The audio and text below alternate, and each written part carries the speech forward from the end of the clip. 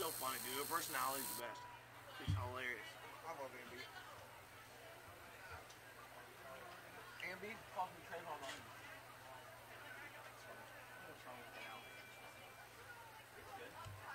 Ambi's hilarious. So we're good? We're live right now. We're live right now. Good evening, ladies and gentlemen. Welcome on. We're live right now.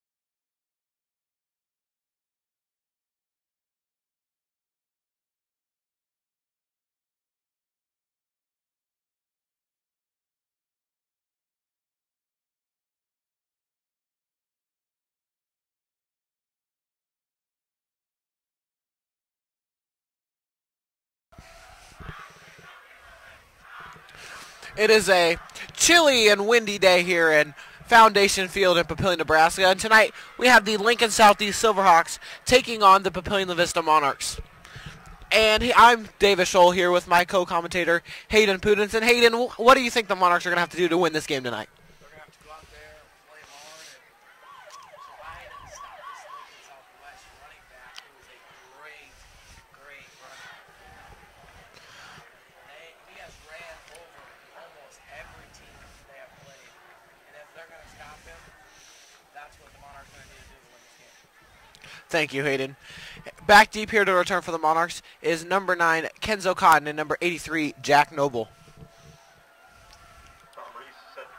Tom Reese in to kick up this one deep for the Silverhawks.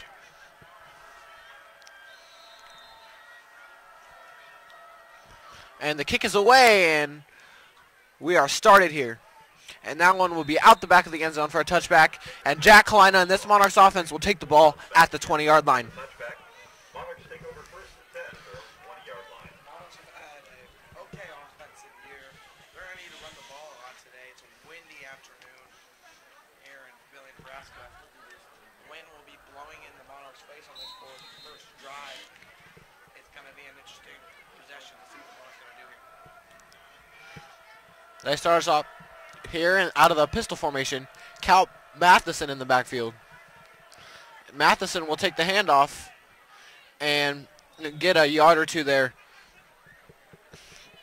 And we normally see Nate White in that backfield position and Cal Matheson in that wide receiver, but with Matheson's broken thumb, his catching ability will be in question for tonight.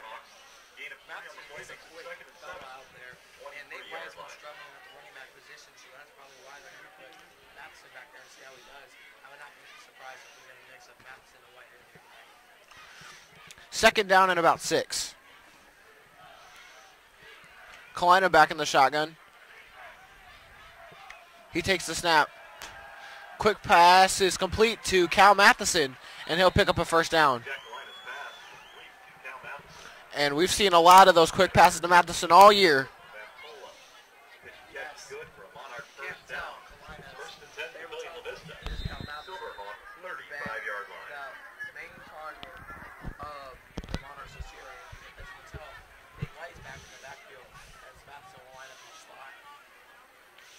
And here's Kalina. We'll take this snap. Quick pass is incomplete. Ball intended for Gage Kendall. And he takes a shot there.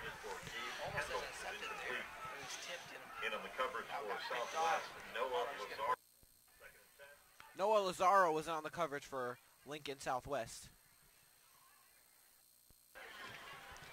And let's see what Papillion does here on this 2nd and 10 play.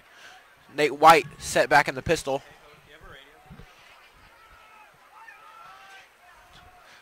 Kalina will give it off to White. And Nate White will push forward for a decent run, a gain of about 4. And that'll make it 3rd and 6 for the Monarchs.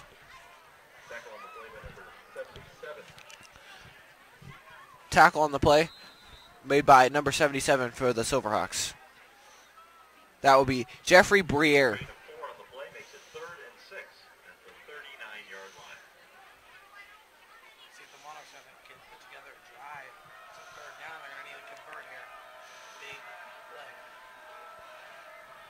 Third and 6. Motion Kendall across the formation. And they'll throw it to Kendall. And he will run forward and pick up another Monarch first down.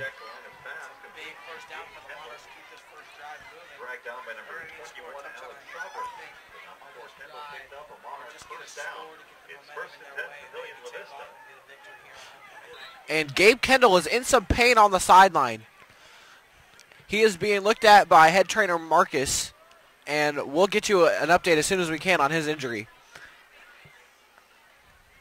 And 1st and 10 here for the Monarchs. And Nate White will run this one up the middle for a gain of about 3. That'll bring up 2nd and 7. Nate White is a very powerful running back. He takes a lot of snaps up the middle. And he's been pretty good this season on runs up the middle. I would not be surprised if they do another one here. 2nd and 7. trips to Carolina's right-hand side, and they like to throw a bubble screen to Matheson out of this formation, so that could definitely be seen. And this will be incomplete. Pass intended for Grant Van Roy.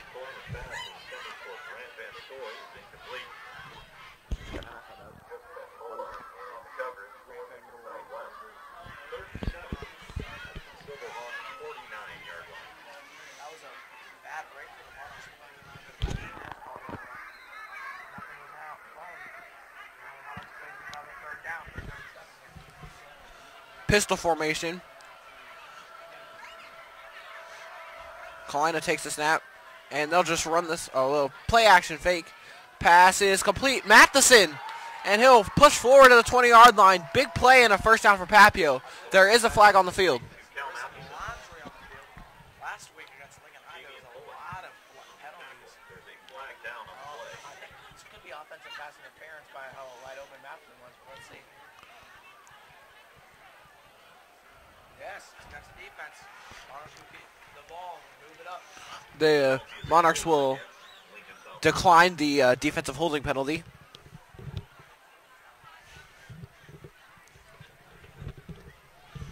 And it'll be first down and 10 for Papio here at the 21-yard line.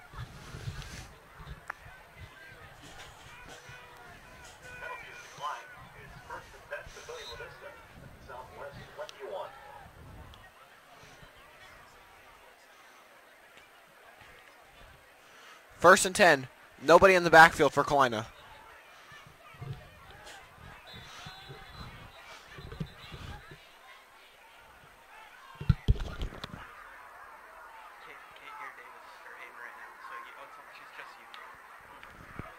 And we're having some technical difficulties, so my co-commentator will be just me for a while here. And after that penalty, it'll be first and 15 for the Monarchs. 8:55 left here.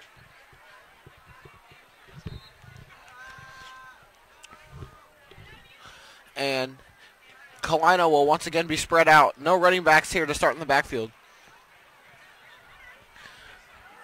Carolina will set up and take this one. Quick pass, Cotton complete. Cotton's got some speed. Touchdown, Papio. The quick drag route against man coverage turns into 6 points.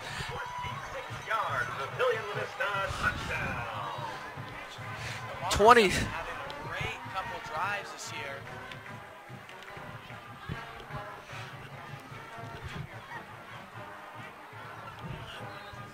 And the Monarchs will line up to look to go for 2. And they'll motion back in and kick the extra point as normal.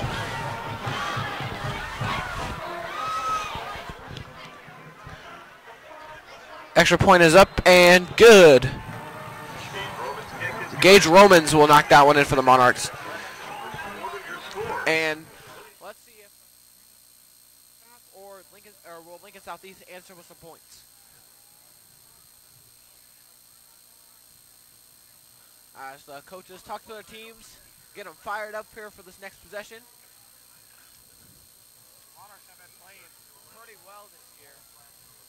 They started off with an 0-3 start, but they won last week, and they're trying to keep their streak by beating Lincoln teams in a row. They're up by 7 right now, 8:30 left in this first quarter. And to kick this one deep for the Monarchs is Mike Basilovac. We've seen him have the kickoff duties all year, and he's done a good job for Papio. That's the first time in a while the Monarchs have had a starting drive where they score a touchdown. Great crossing route by Cotton to get in that end zone, and he did it. That may be the first time all season that the Monarchs have scored on their opening drive. As Basilovac spreads out the team and looks to kick this one out the back of the end zone for a touchback. Silverhawks got a pretty good leg. Lincoln Southeast returners are number 5, Michael Mitchell, and he'll take this one. Mitchell has a lane, and good return from Mitchell as he gets that one out to the 39-yard line with a Lincoln Southwest High School will take the ball. Someone coming on. Jack Kalina's coming on the field. He played safety last week, but he got hurt towards the end of the game. We took him out. Kalina's a pretty good safety. He played that a lot last year. He's a pretty decent safety, and now we're going to put him in there trying to get sparked on defense. And Kalina back there at safety did have an interception last week, playing both ways. And they'll run this ball up the middle. And a good carry there from the Noah Lazaro, the starting running back. And it'll be 2nd and short here for these Silverhawks. And it'll be 2nd and 1.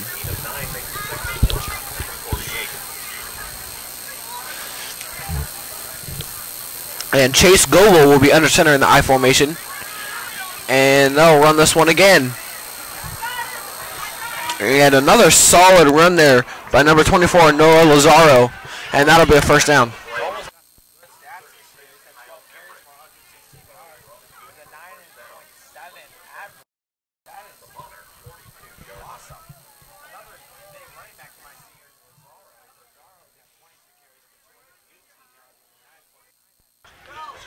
Very good running backs on this Skyhawk team. You'll see a lot of them on this. And the Silverhawks will come out in the wishbone formation and once again give it to their back, Lazaro. And Lazaro picks up a few.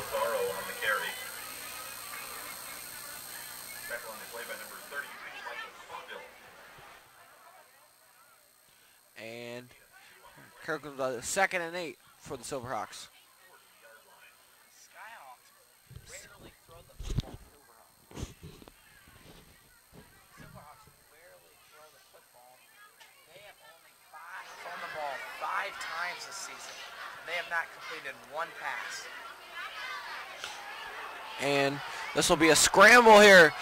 Big gain for the quarterback. And Chase Goble picks up a good scramble on that play. I don't know if that was designed or not, but it was a good job.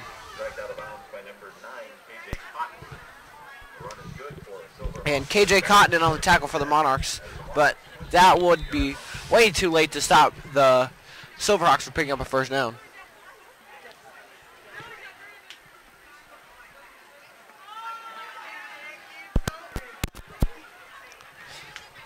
First and 10 here for the Silverhawks. And they'll give it up to middle of the wishbone, and that run will go absolutely nowhere.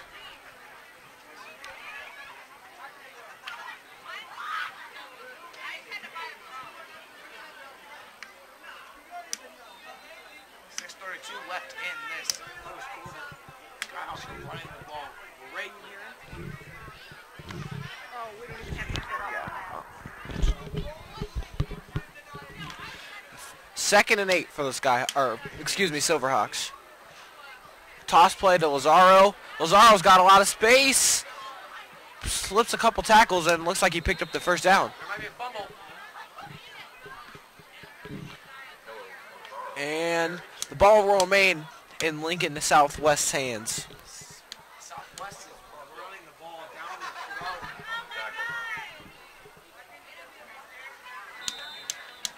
And 3rd and very short here.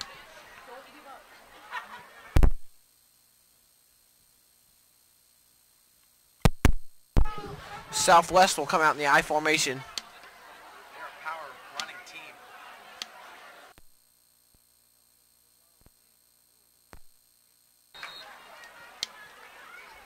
Let's see where the spot is.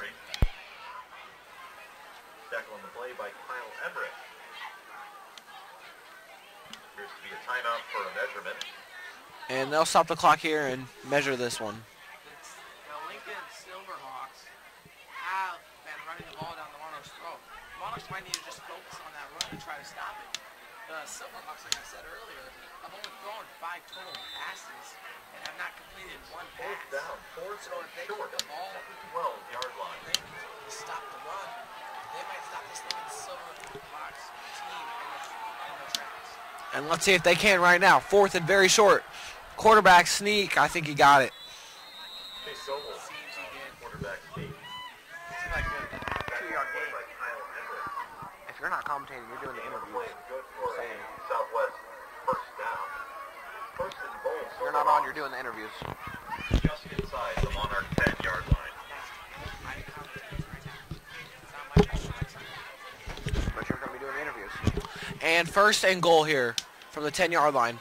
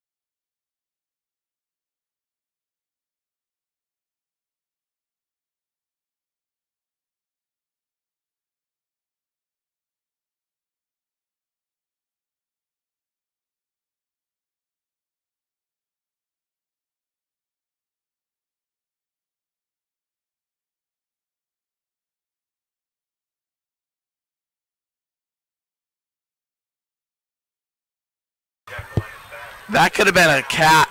That could have been caught by Matheson, but it was not, and that might be costful. Now Boatwright will come on to punt for the Monarchs.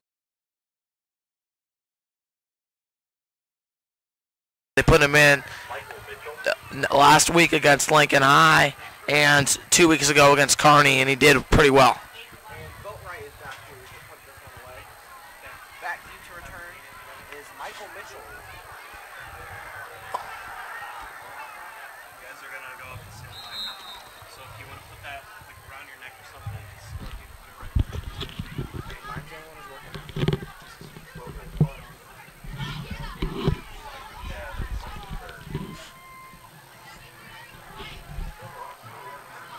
And here comes the defenses for the Monarchs defense comes out here looking to make a stop, which they could not do on the last possession.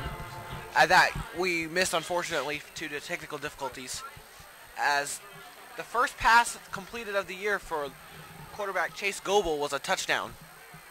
And it'll be 1st and 10 here. And Goebel will run the option and keep it and pick up a yard or two. Goebel's a pretty good runner.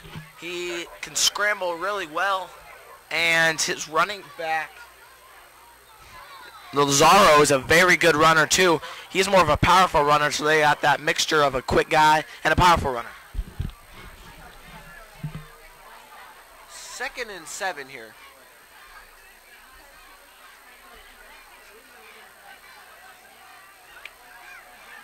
And there's the snap, and it'll be a handoff here.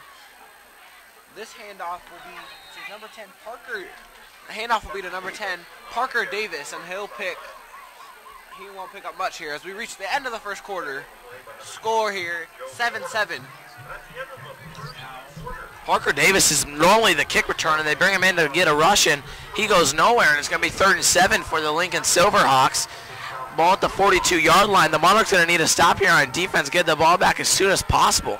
As if they can do that, they might be able to put together another good drive like they did on the first drive and put some more numbers up on the board. The game is still tied here, 7-7, about to start the second quarter. The Monarchs team looks pretty fired up as the homecoming starts tomorrow.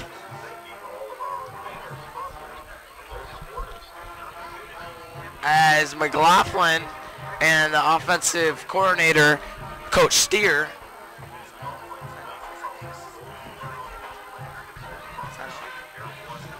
we're having more technical difficulties.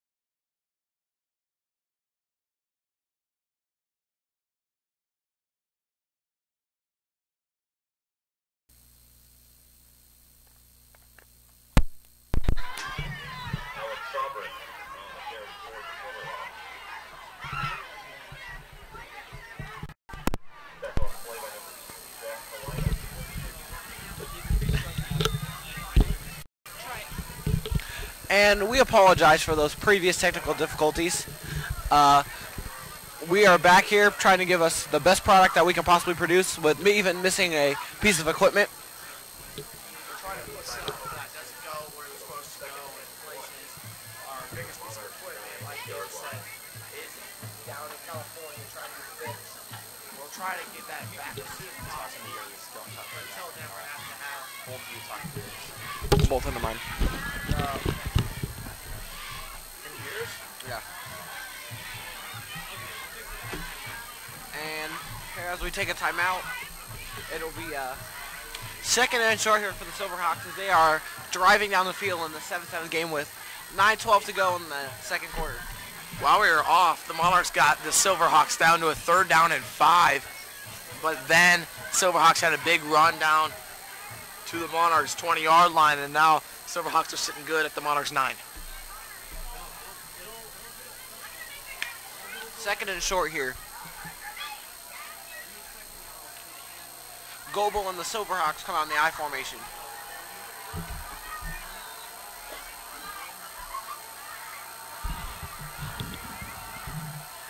And that'll be a run fumble.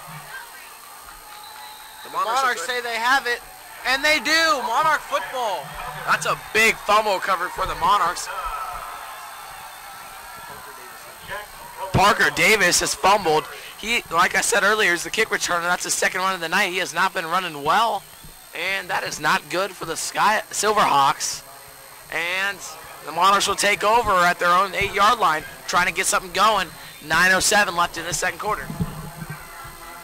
1st and 10 for the Monarchs at their own 9-yard line. Kalina spreads the field out. He's got no running backs in the backfield. 5 wide receivers. Silverhawks playing press coverage. Here's Kalina. Another quick drag to Cotton. And he will just be dragged down after a gain of a few. You got to think if Cotton broke that tackle, he might have gone a long ways. He's a quick fella, and one broken tackle, he could be gone.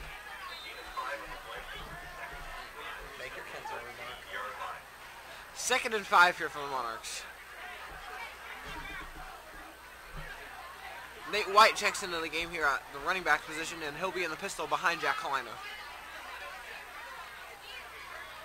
And they will run it with Nate White, and White will push a guy down and pick up 1 or 2 yards on the run.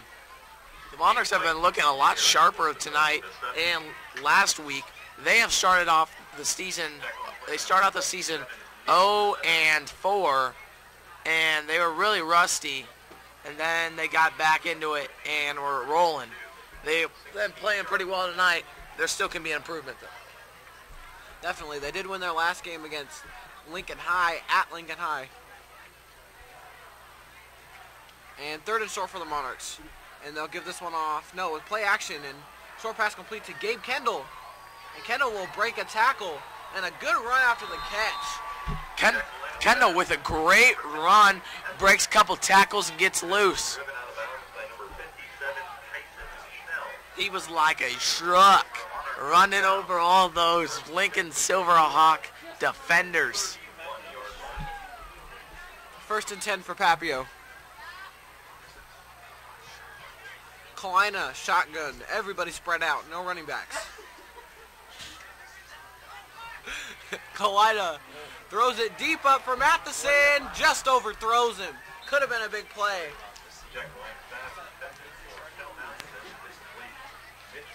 Kalina just overthrows a streaking Matheson, and he did have a step.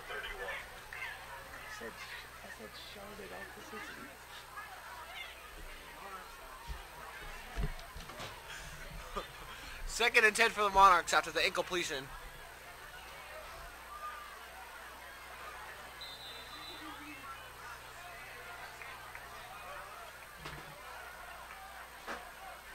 Here is Kalina out of the shotgun. And they'll give this one to White on the outside, and Nate White takes a big shot after picking up a few yards. He did take a shot. As you can see, a lot of the Monarchs are wearing pink as it's Breast Cancer Awareness Month, and they're supporting it, and we appreciate that. And the Monarchs are trying to get this drive going as it's 3rd and 8. 7:10 left in the second quarter. And timeout on the field here. The Monarchs will take one. And both teams run over to their huddles to talk things over. The Monarch coaches are gonna try to tell the Monarchs we're gonna need to start playing more powerful if we're gonna want to run the football more often, and we're gonna need to start throwing the football a lot better. Kalina's been throwing the rock well tonight, but to beat this great Lincoln Silverhawks team, we're gonna have to throw the ball a lot better.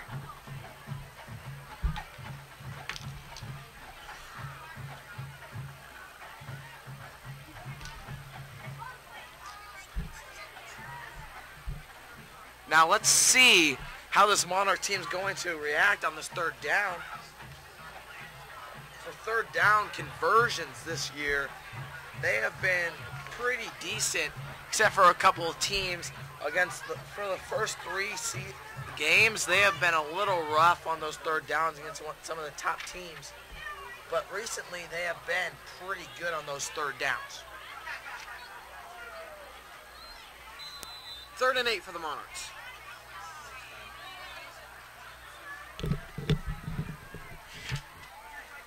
Motion, and they'll fake a reverse to Cotton. Kalina steps up in the pocket, avoids pressure, throws this one to a wide open Cotton, who makes the catch.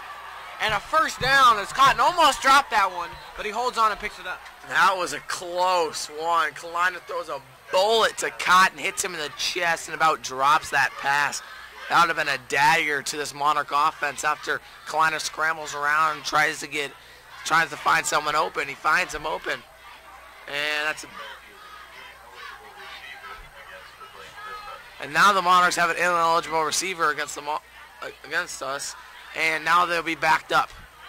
After that tremendous play, they're going to be backed all the way up to the 33-yard line for a 3rd and 13. That's a tough break for the Monarchs after having such a great play there. Good job by Kalina to scramble and get away, and Cotton to find some open space in the field, but it just wasn't meant to be. Kalina gets a play from first-year coach McLaughlin here. I would not be surprised if the Monarchs try to go deep here. They have not gone deep yet this season. Their farthest pass has only been 23 yards. Went deep 2 seconds ago. Oh, it came back. And that's complete. Kendall with a bobbling catch, but he can't pick up the first. They can't keep the cow, but Jack over here. And the punt team will come out here. Brendan Boatwright leads the way. The wind will be at their backs on this punt. Boatwright had the wind in his face on the last punt. It did not go very far, but now he's got the wind at his back, and he might be able to boot it way past this receiver's head. Back deep to return here is number 4, Michael Mitchell. He plays some free safety. Oh, punt almost blocked there, but Boatwright does get it away. And that'll be down by Van Ornum at the 24-yard line. Van Ornum wouldn't have touched that, and he might have had it bounce a little bit farther, but it did hit his back, and he had to get that down, so the ball will be spotted at the 26-yard line for the Silverhawks. The score is tied 7-7.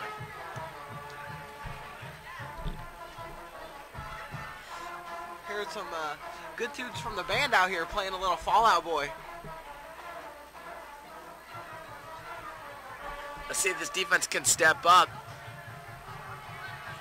It's going to be 1st and 10 at the 26-yard line for the Silverhawks. The Silverhawks really have drove the ball down the Monarchs' throats all day, but they did get a lucky break when there was a fumble. 1st and 10.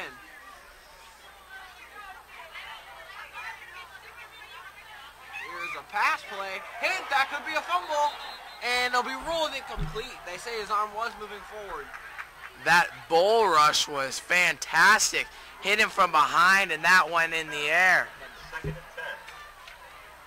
There's a good rush there from number 32, Mike Cargill, junior middle linebacker. He came from right behind him, blindsided him, and he had no chance to get that ball away. Looks like the Silverhawks will be wishing they had Michael Orr to protect that blind side. 2nd and 10.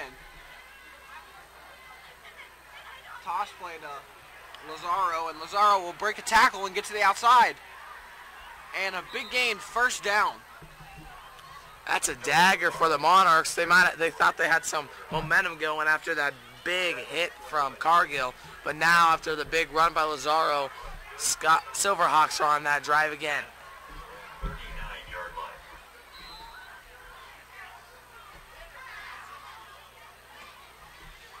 First and 10.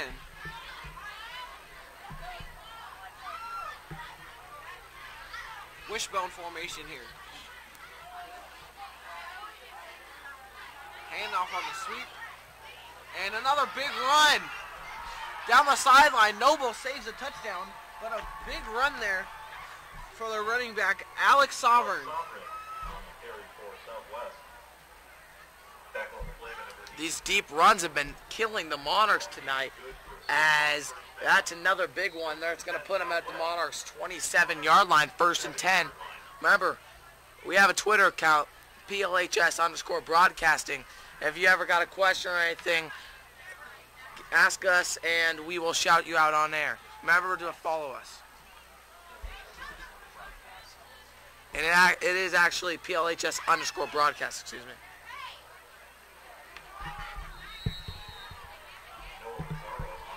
Noah Lazaro there on the run, and didn't get much there. Good defense by the Monarchs. Kyle Emmerich on the tackle.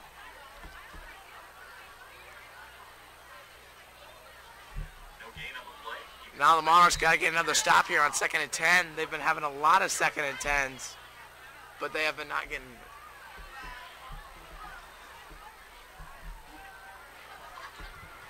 And let's see what these Silverhawks will come out and do here. I formation.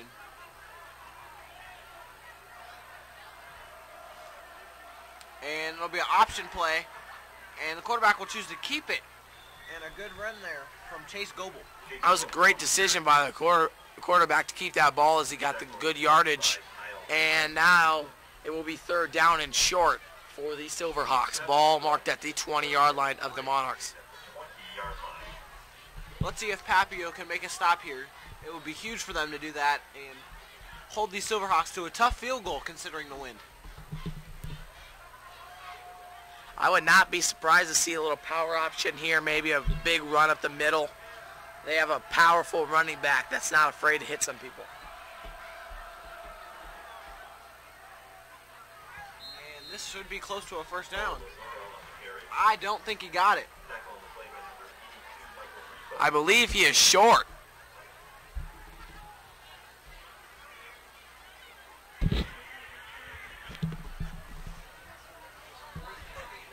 And they'll call him short, 4th and 1.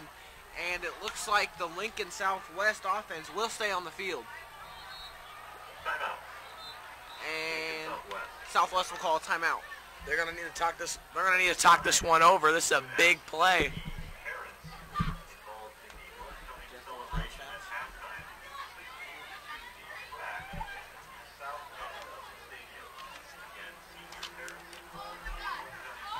And they'll talk this one over here. Moving track south I'm sure the Silverhawks are talking about what they plan to do here on 4th down. If they plan to kick it or try to go for it, considering the tough wind conditions here. It could be a challenge for their kicker to knock this one in. Papio is also talking about the same thing, but in the reverse way, and how they can make a stop on whatever the Silverhawks can bring to the table.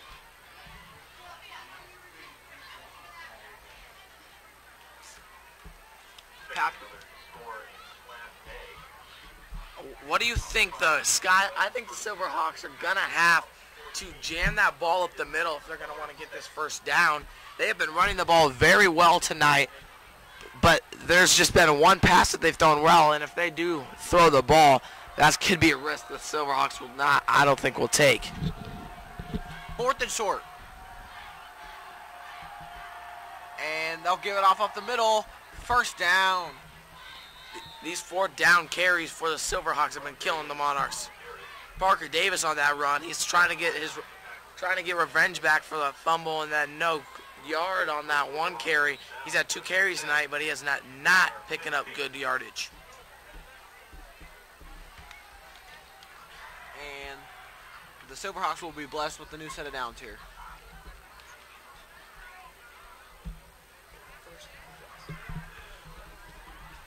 Come out in the I formation. Lazaro gets the toss and cuts back. Picks up about 5 yards. They're knocking on the Monarchs' door. I think they're going to score here by the way they've been moving this football. Every time Monarchs got them to a 3rd or a 4th down, they've picked up some good yardage and got that 1st down. So unless they're going to step it up, I think they're going to get this 1st down. 11-yard line. 2nd and 7 at the 11.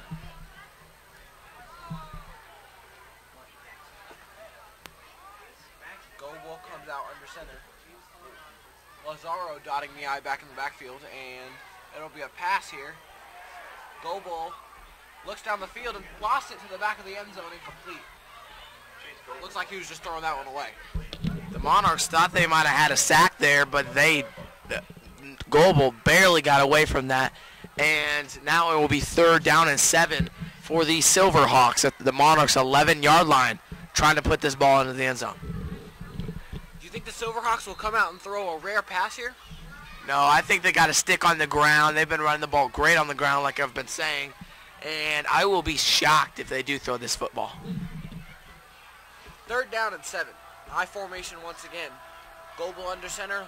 Lazaro dots the I. And they'll just straight up give it to Lazaro. And it's going to be close to a 1st down. It looks like they're going to mark him 1 yard short, so it'll be another 4th down and 1.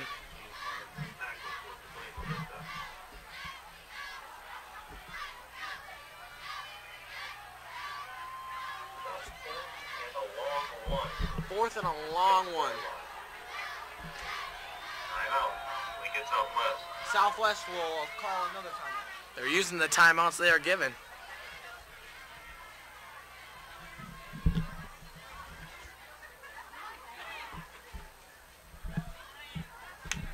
And Hayden, what do you think the Monarchs need to do to stop Lincoln Southwest here? They're going to need to stop this run. And I think they're going to need to bring an all-out blitz, stuff that middle, and bring 2 safeties on the outside and hopefully stop that outside run if they throw it out there. Because I think they're going to come up the middle, try to blow through the D-line and get that 1st down. The Monarchs are going to need to bring up the house. And let's see what the Silverhawks pull out of their bag of tricks here. There's 1:41 left in this 1st half as the Silverhawks would come back and take the field. 4th down and 6-yard line. Monarchs getting on their feet, trying to pump up their defense for a big stand. Motion in the backfield. They'll run it. I don't think he got it. It's going to be very close. A very fired up sideline, and it'll be Monarch football. Good stop by the defense. The Monarchs are going to have to put together a quick drive as they have 1:35 minutes left in this 1st half. Great stop by them, and it'll be their ball at their own 6-yard line, 1st down and 10. The score is tied here, 7-7. Monarchs take over 1st and 10. 5. 1st and 10 for the Monarchs. Lincoln Southwest should be leading this game. They've been marching down the field, have been in the red zone twice in these last 2 possessions, and have fumbled the football and gave it up on 4th down on this last possession. Here is Kalina, and he'll give it, play action out from White. Pass incomplete. That could be fumble. No, incomplete. Intended for Noble on the play action screen pass. These receivers are having some trouble catching the football today, aren't they?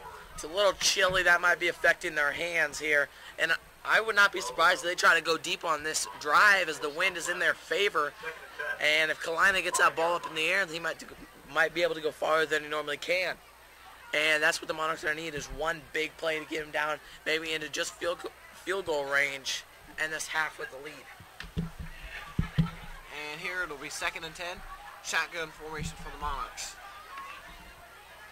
Motion, and it'll be a design quarterback keep for Kalina, and he won't get much. Kalina's been trying to power that ball up the middle, but he's not getting anything right now.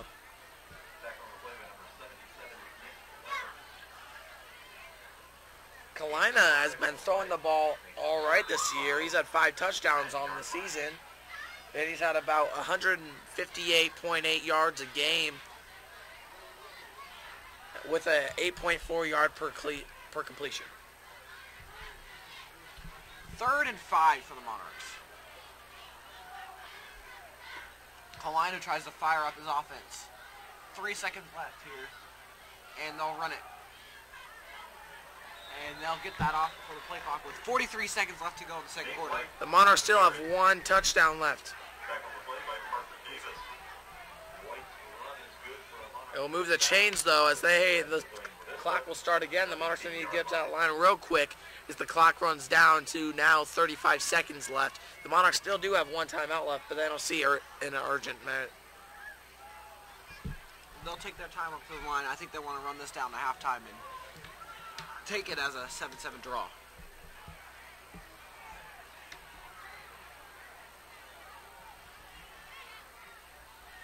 Kalina calls out a potential blitz and gives it off. No, play action. Kalina stays away from the pressure and throws, I don't know, it'll be real complete to Cal Matheson. And he will get out of bounds. They are going to have to run a Hail Mary here. I don't think they will. I think they might just take a knee. 6.5 left here in this first half, and they'll have the ball at the 29-yard line. The Monarchs had 1 timeout left, but they decided not to take it. And I would not be surprised if they either run the football or take a knee. And Conrad Harker was in on the pressure for Lincoln Southeast, or excuse me, Lincoln Southwest.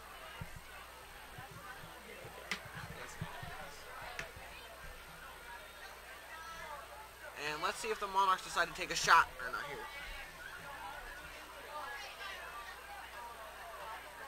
Kalina directs his wide receiver here. And it looks like they'll just throw a screen here to Nate White. He's got a little bit of space. White looks to get away from a few more. Oh! And Papillion will call timeout. 2.3 seconds left. Big time screenplay to Nate White. I think they're trying to bring on a good old Brendan Boatwright to try a bomb. The wind is behind them. Maybe they can do it. I don't think that they will. I think they'll try for maybe another screen pass or a Hail Mary to the end zone. They're gonna call a timeout and discuss this. Obviously, there's 2.3 seconds left in this first half. If they would kick it, it'd be a 59-yard field goal. That is like collegiate level right there, maybe even NFL. This could make his dreams if they bring him on to kick. I don't think they will, and it doesn't look like they will. But I think he actually might have been able to do it. The wind's at his back, and last week he about made a 50-yarder. And Monarchs will discuss, Hayden, do you think we'll see another screen pass here or a Hail Mary to the end zone with speedy receivers Cotton and Matheson? I think they're going to try a little bubble screen or something to that effect because the Silverhawks are going to have a prevent defense deep, and they're going to need to keep that ball in the hands of their receivers and hopefully have their guys make some moves. The Monarchs will come out 5 wide receivers set. Van Scoy, Kendall, and Matheson all to the near side of your screen. I wouldn't be surprised if they try to run a little slant to the outside, get a couple yards, and get out of bounds. But they're going to go for it all, it looks like. Kalina avoids pressure. Time has run out. Kalina throws this one deep. Incomplete. We will have 2 interviews at halftime, so we're going to log off for now, but we will be back soon enough. Your halftime score, 7-7.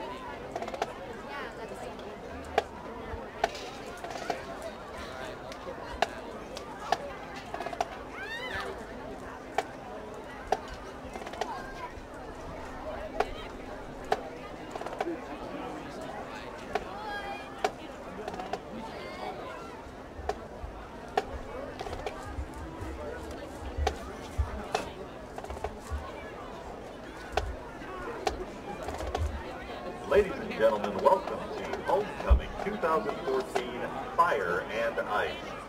Let's meet your 2014 Papillion La-Vista High School Homecoming Courts. Maddie Ossenbaugh, daughter of Tammy and Jeff Ossenbaugh, is on the track team and in the PL Club. She has been on the honor roll and has done volunteer work at the Humane Society.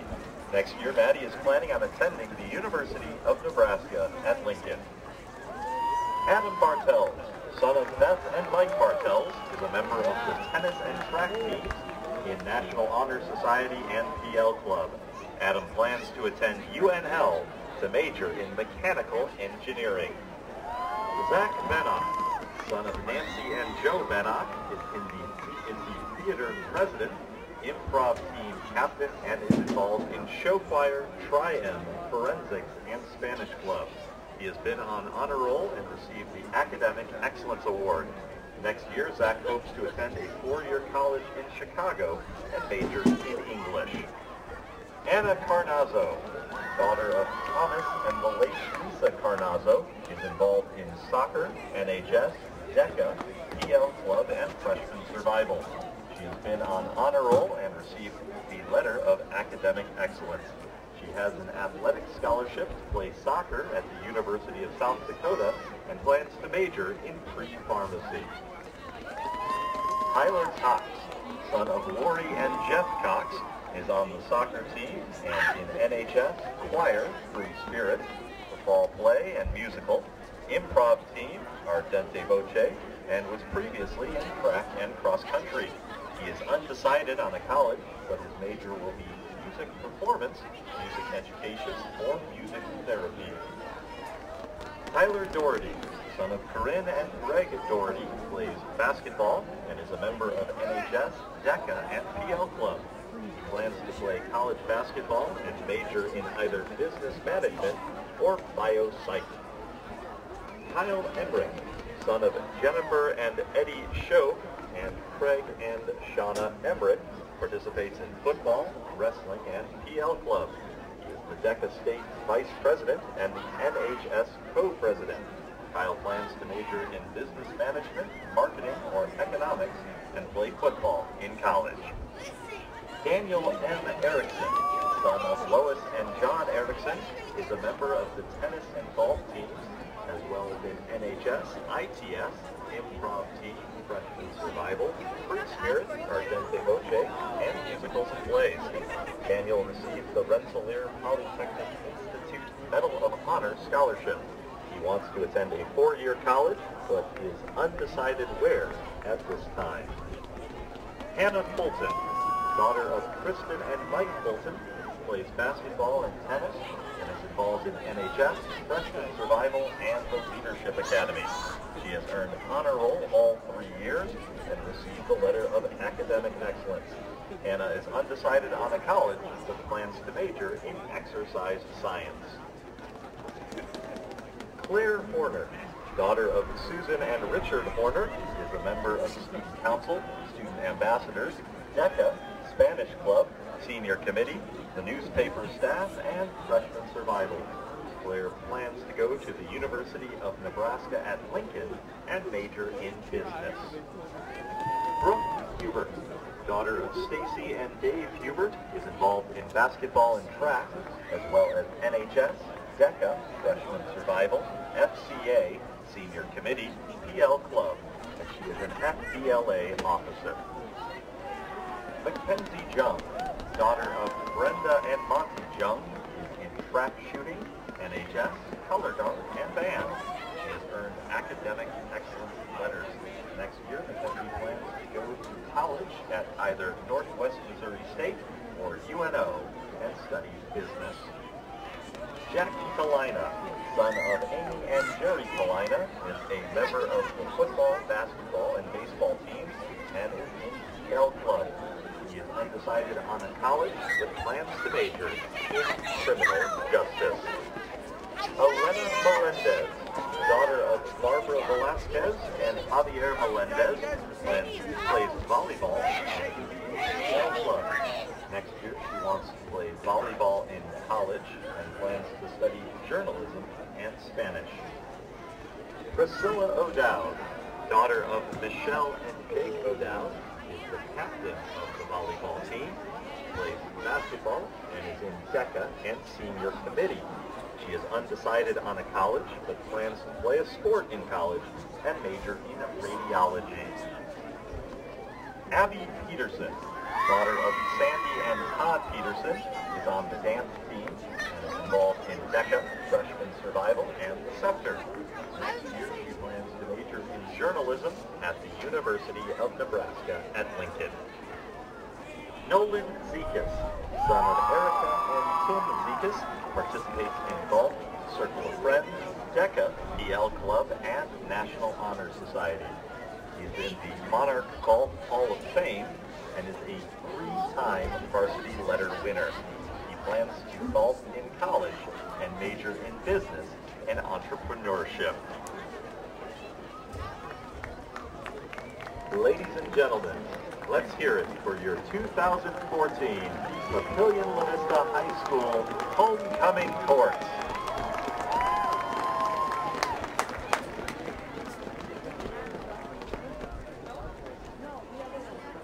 Congratulations.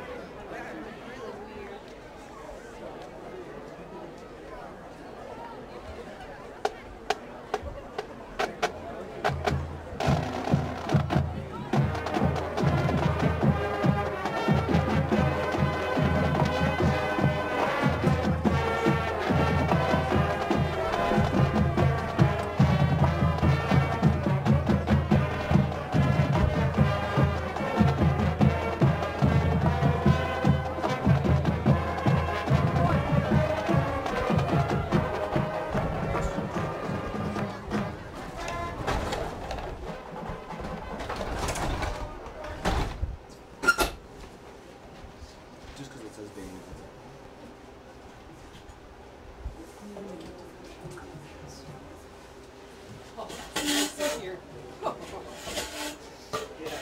Oh, we partially solved our audio problem, so we'll have to pass. Okay. All right. This is Davis. He'll be interviewing you. It's nice to meet you. Here are your questions. You want to prepare yourself. Okay, that sounds really good.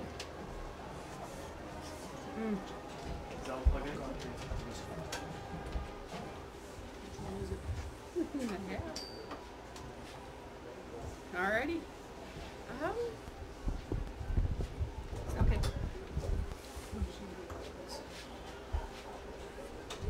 Good to see you. And Davis, you are live anytime. So be sure to introduce your guests.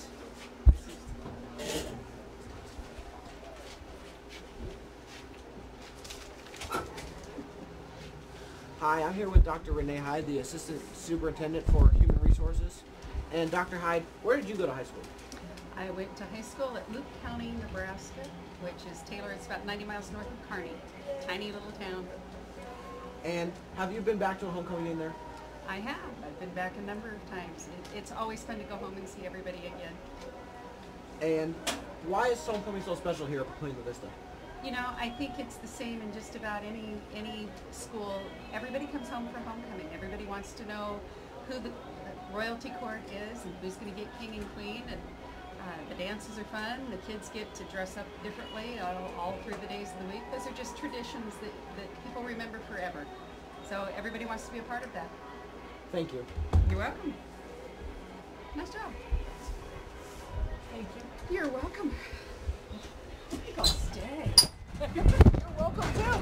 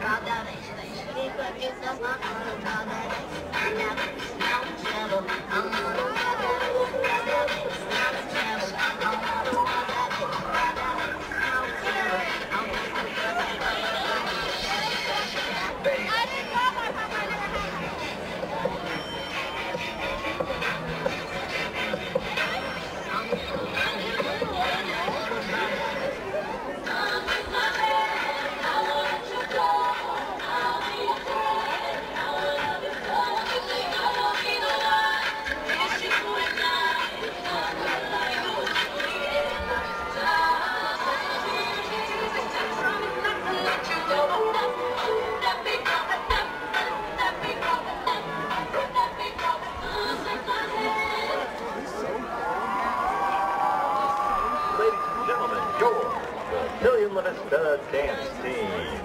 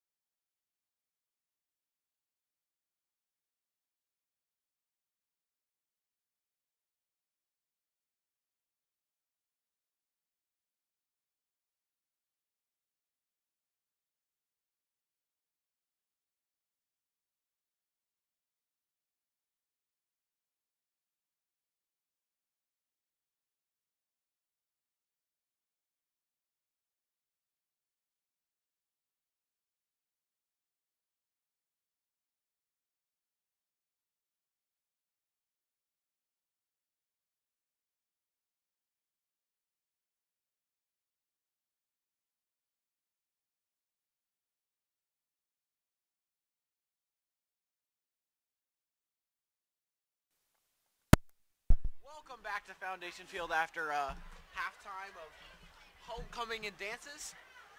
And it is 7-7 here as we resume play. Mike Basilvac is in to get this second half started off for the Monarchs. And let's see what they can do.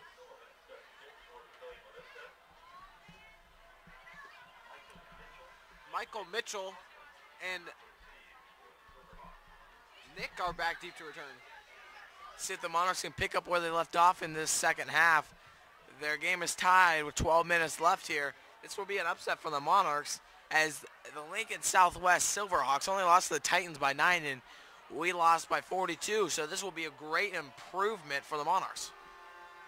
Short pooch kickoff. And that'll be fielded at the 19-yard line. And a decent return there for number 23, Tyler Bergeson. Great field coverage by the Monarchs.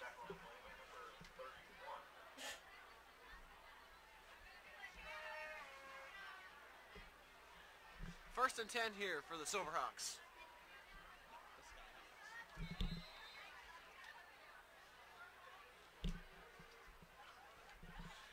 And snap. solid run there to open up this second half. And that will be Lazaro once again. We saw him a lot in the first half. Kyle Emmerich there to make the tackle. And that'll bring up 2nd and 6.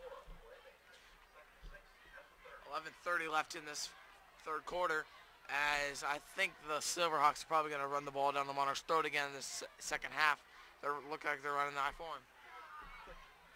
Quick pass is complete, and they'll break a tackle, and a good catch by Michael Mitchell, and slips a tackle to pick up the first down for the Silverhawks. That was a weak tackle by KJ Cotton. Got ahead of himself, and that's going to cost the Monarchs first down.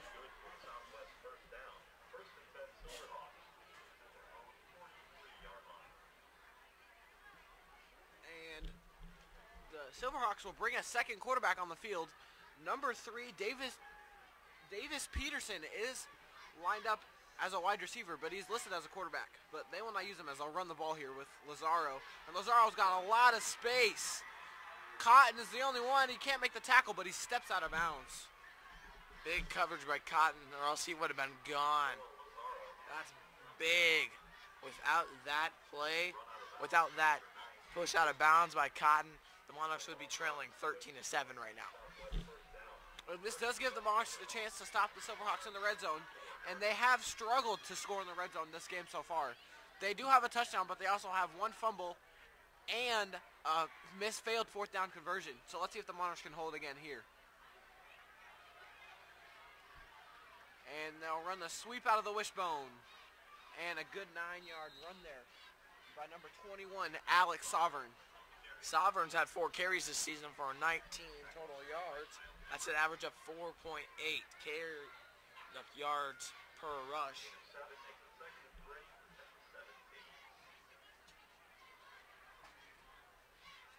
Second down and 3.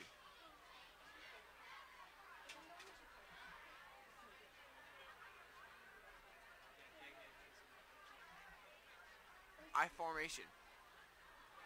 And they'll give this one off. Lazaro. And pushes down. Ball's on the ground.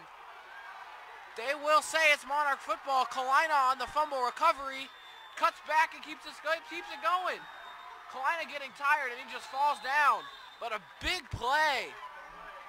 That's the second fumble, and that's a big momentum changer, as it looked like the Silverhawks were going to score. Monarchs pick up the fumble, and Kalina runs it all the way back to the 45-yard line.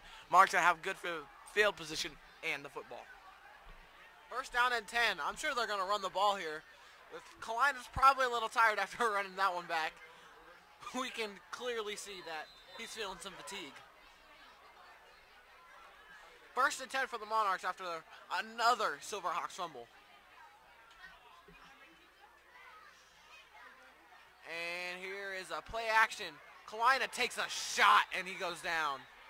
Great sack from the Silverhawks. Number 77, Jeffrey Briere on the stop. That's a tough break for the Monarchs. They had KJ Cotton streaking down the field, but he did not have the time to hit him because the rush was just too fast.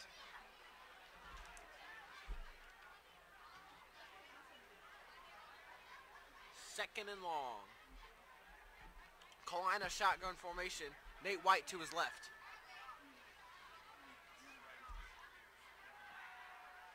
Kalina sits back plenty of time and then throws a dot. Cal Matheson. That's a first down. Papillion starting to move it, and Cal refuses to go down. And he's fired up.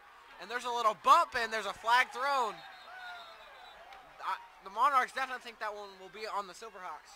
Number 13, Joseph Van Pola bumped into Matheson after the play, and we'll see who this one's on. They'll call this one on Matheson and the Monarchs. And Cal Matheson got a little bit too much into that one. I don't agree with that call. Matheson got up and he was pretty into it, and the Silverhawk player bumped into him, and he's not going to let that fly, so he gives him a little shove back, and the refs throw a penalty flag. And I don't not agree with that call at all. Matheson's getting into the football game. This is football, right? It will still be first down for the Monarchs because the penalty occurred after the play. Matheson is just not willing to go down. He's 5'7", but sure is mighty.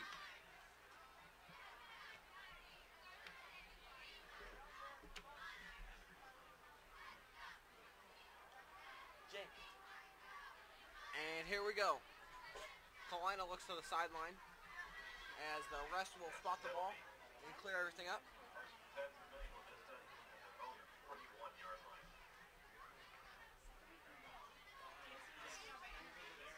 And looks like it'll be 1st and 10 here after the referees get everything sorted out.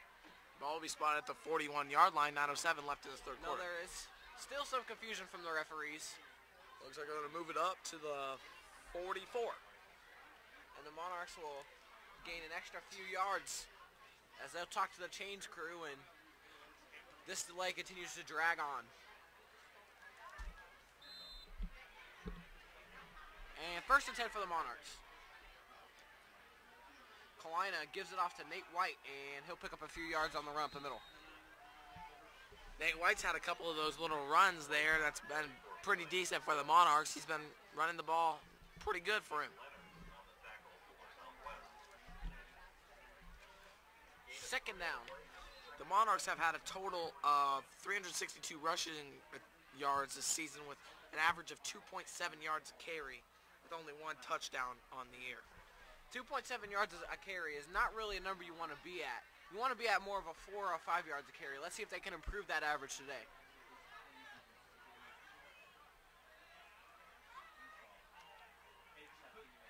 And Kalina drops back and incomplete.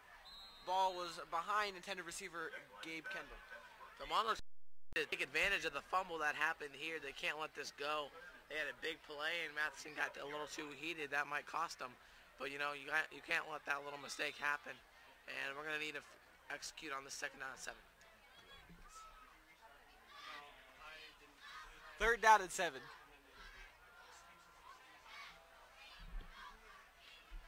Kalina back in the shotgun.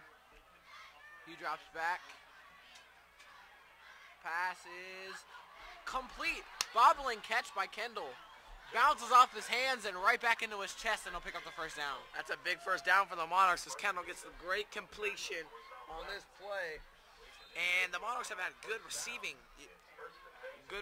yards this season with 794. That is an 8.4 yards per catch average with 4 touchdowns and receiving long of 23 yards. That is 1st and 10. tremendous. Nate White up the middle. Pushes the pile. And he'll finally go down after a gain of about 5. That's one of the big runs the Monarchs have needed all year long, and they get it here. That's going to make it a 2nd down and 5 with the ball going to be spotted at the 39-yard line. The Monarchs run game really has struggled this year, but a good run like that could get their momentum going.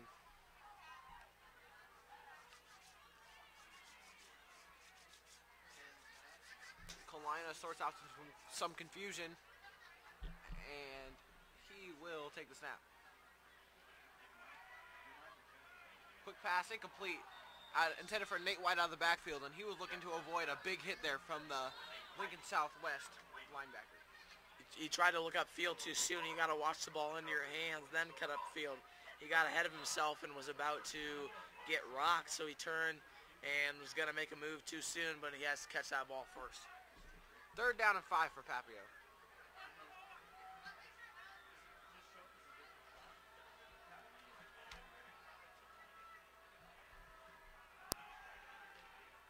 Kalina sacked.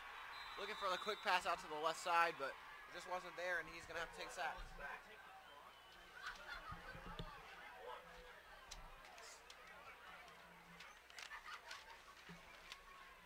And on the sack there for the Silverhawks was number 51, Conrad Harker. And Boatwright will come on the punt here. Back deep to return was Michael Mitchell. And that punt is almost blocked. And good punt from Boatwright. Stopped and downed at the 2. Great special teams play from Papio. And the ball will be marked at the 3-yard line as that is a great play. Boatwright with the boot and a great special teams coverage by the Monarchs.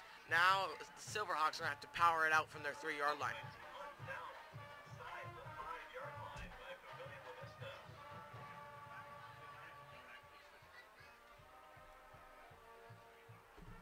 First down and 10. Silverhawks have the ball at their own 3-yard line. I wouldn't be surprised if they give it off here. Running back in is number 10, Parker Davis. I would be surprised if they don't run a power option. And they'll run a triple option play, run up the middle, doesn't get anywhere. Looks like they'll lose yards and give the Monarchs a step closer to a safety.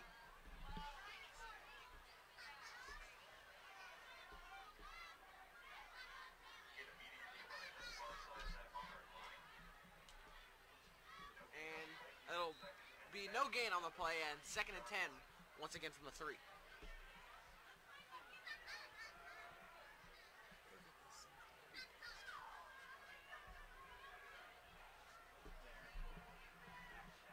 Toss play, and he'll find a lane and pick up a few, and that looks like ball is out! Recovered! Squirts out of the end zone. What's the call?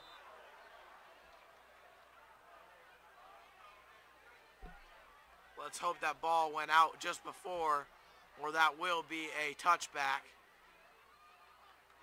And they're going to mark him down at the 1, it looks like. They'll mark him down at the 1. Monarch football. Big time play there from Mike Cargill to rip out the football, land on it, and give the Monarchs a big chance to put points on the board. The fumble bug has officially bit the Silverhawks. That is their 3rd fumble on the day.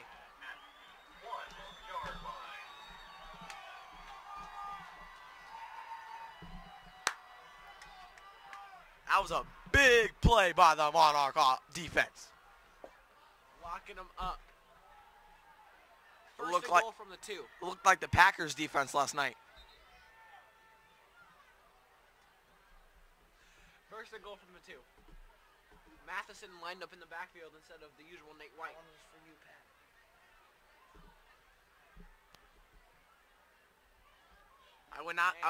They have Matheson back there. I'm surprised they put him back there. He's more of a speedy guy. I thought they'd put White back there. And they're going out of the pistol. I think they'd maybe put Klein under center. And here it is. I'll give it to Matheson, and he's stopped. Good play there.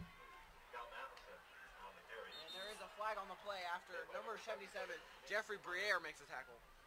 Matheson did not seem to be heated after that one, so I wonder what this is about. I'm hoping it's not against the Monarchs and back them up. This could be a holding penalty or maybe a face mask on the tackle.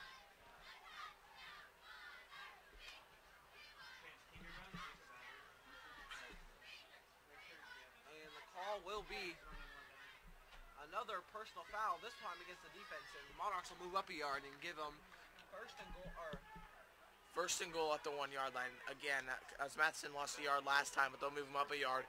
It'll be first and goal again at the 1. Good job by the referees to sort that out. Second and goal at the 1. White is back into this game. I would not be surprised if they try to power it up the middle with him.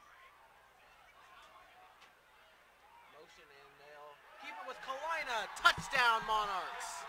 That is the Monarchs' second rushing touchdown on the year. They'll take the lead 13-7. And homecoming game. And the Monarchs are leading 13-7. This is the spark they need. They won last week, and this might be the spark to an okay season for the Monarchs. It looks like they're going for 2. And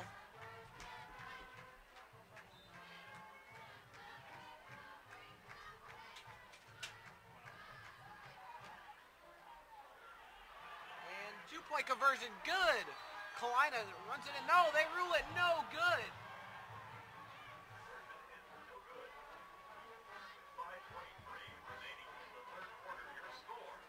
I thought he got in there. I don't know what this call was. And the rest will talk it over.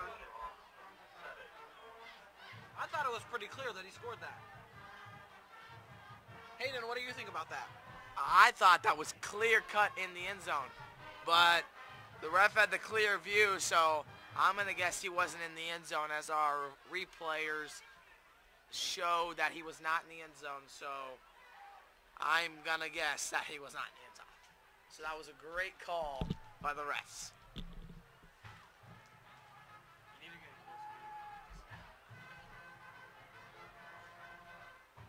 13-7 in your score here at Foundation Field in Papillion, Nebraska. 5:23 left to go in the third quarter. And Silverhawks will come in to kick this one deep.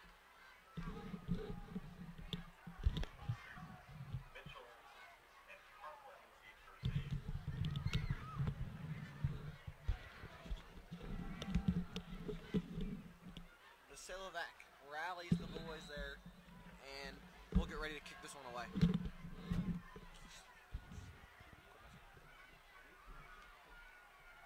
The Monarchs are going to try to put another defensive possession here and hopefully get another fumble. As Basilovac kicks this one away nice and deep. Taken from the one. Return stuffed. Good gang tackling, leading the charge for the Monarchs. Number 22, Joe Van Ornum. The funny thing about this is the Silverhawks have been fumbling the rock today, but before this game, they have been leading the state in fumble recoveries. It's like it's opposite day. The irony is real.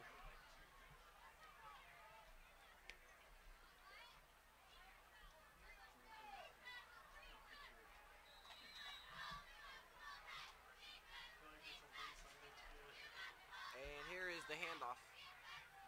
And Lazaro goes nowhere.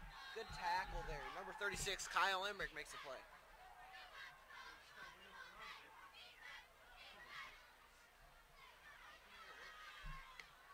It's going to be second down and 8 here at the 20-yard line, 22-yard line.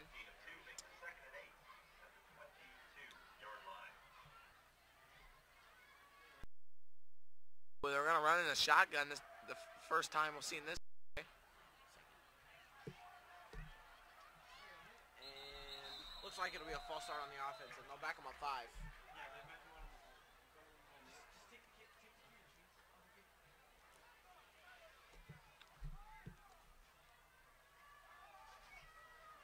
It's a big play, and now they're going to have a second down and 13.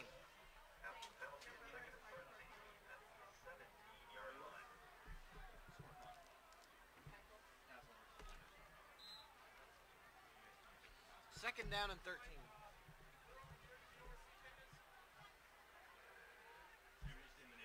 Here is the option play. And quarterback will keep it, and he's got a lot of space. Picks up the first down and plenty more, and he'll run out of bounds. He made one man miss, and he was gone. Chase Goebel on the run. KJ Cotton will chase him out of bounds. Cotton and Kalina were on the pursuit, making sure he was not going to take that to the house. He restricted him from it.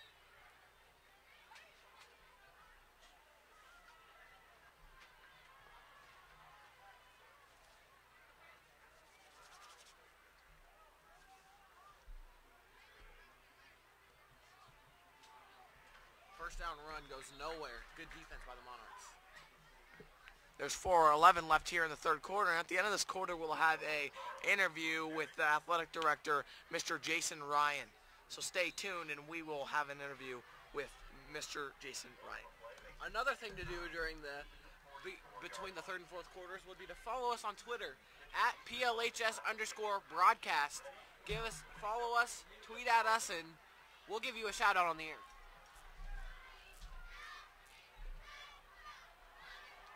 And this could be some more movement on the line. Maybe another false start. It could be an offsides, but I did not see any all line jump. I'm guessing it's going to be offsides. It will be offsides, and the Silverhawks will get that 5 yards right back. Second and 4 at the 49-yard line.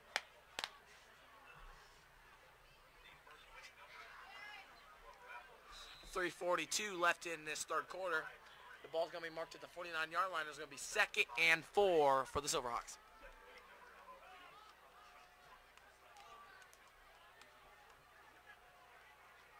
Toss play. Lazaro.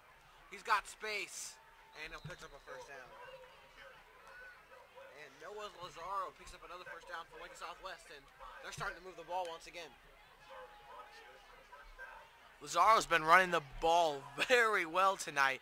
He's got a lot of open space, and his line's been clearing it up for him.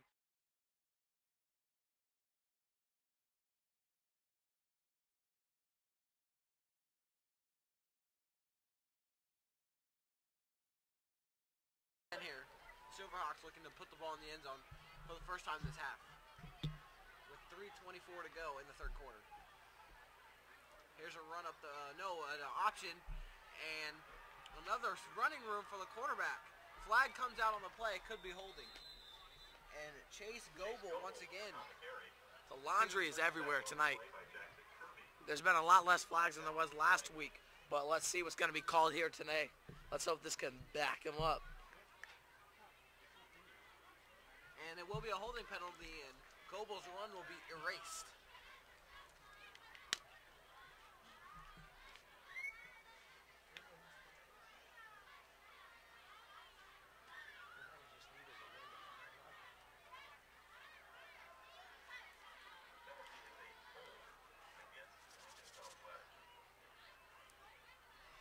And that's going to back him up big time. Now it's going to be first down and 10 again. And first and 3, excuse me, and it's going to be marked at the 34-yard line of the Monarchs.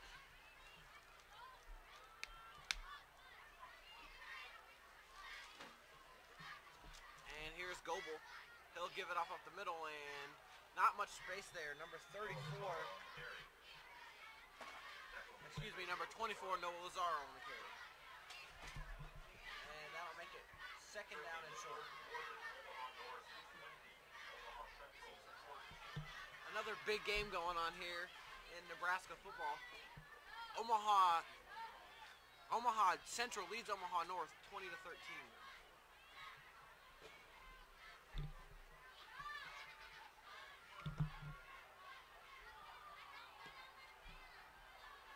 .227 left.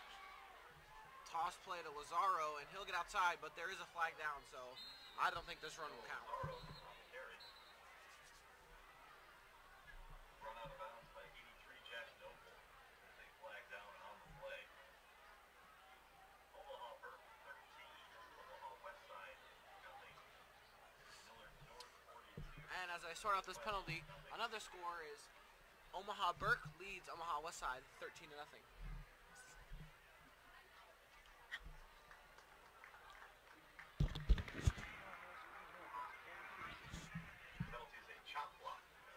And that'll be a chop block against Lincoln Southwest and back them up some more, as this has been a really penalty-driven drive.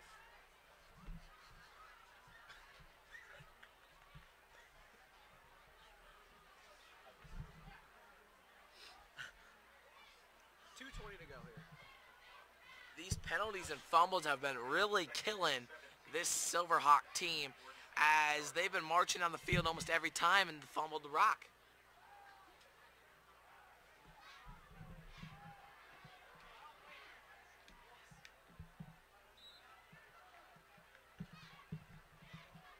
Second down and forever. And option play again. Goebel cuts up the field and breaks a tackle before the Monarchs are ripping out the football. And he'll finally be brought down after a good gain, and it'll make it third and manageable. It looks like it's going to be 3rd and 5, and that's going to be a 12-yard gain for Goebel. And it's going to be, that's a big run. And now they have another shot at it. 3rd and 5 at the 36 here.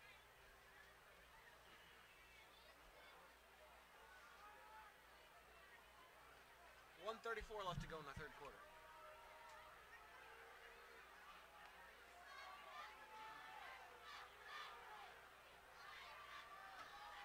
Run. Lazaro stopped. Good defense by the Monarchs. And let's see if they'll bring out that, keep that offense on the field and go for this. Or will they punt for, I think, would be the first time today. In the warm-ups, their punter looked pretty decent, but we have not seen him on the field quite yet. And it doesn't look like we'll see him anytime soon. As they will be going for it here on 4th and 1. Papillion has done a pretty good job of stopping them on 4th down today, but let's see if they can stop them here in this short yardage situation. As we're running close to the end of the third quarter, remember we're having that interview with Mr. Jason Ryan, the athletic director of Papillion La-Vista High School, so stay tuned. Here's a run, Lazaro. I don't know if he got that one or not. It's going to be close.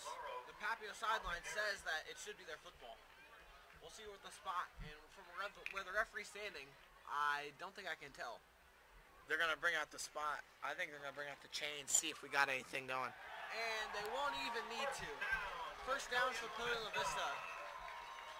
The defense makes another stand, and let's see if the offense can put some points on the board and maybe slam the door in the Silverhawks' face. I don't think anybody in the school thought we could win this game, but the Monarchs have been showing hope that we can trust them and we will win games this season.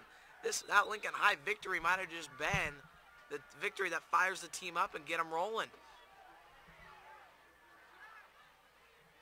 Here is Kalina. Gives this one off to Nate White, and Nate White's got a big hole. Nate White makes a move to the outside. He could go all the way at the 20. Finally, base tripped up. Huge run, first down, Monarchs. Nate White makes it happen. That has been one of the first runs all year that Nate White has gone, and he has taken that one all the way down to the Silverhawks 16-yard line. It's going to be first down and 10 for the Monarchs. Nate White takes advantage of the big hole.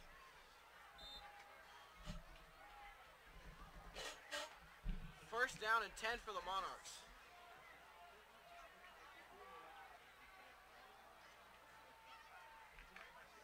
Kalina, quarterback keeper. He's got another hole. Oh, just tripped up. Jack Kalina on the keeper. Good play once again. It looks like this is going to be the last play of the quarter, and they're going to run it out. And that will be the end of the third quarter. Your score, Papillion La-Vista 13, Lincoln Southwest 7.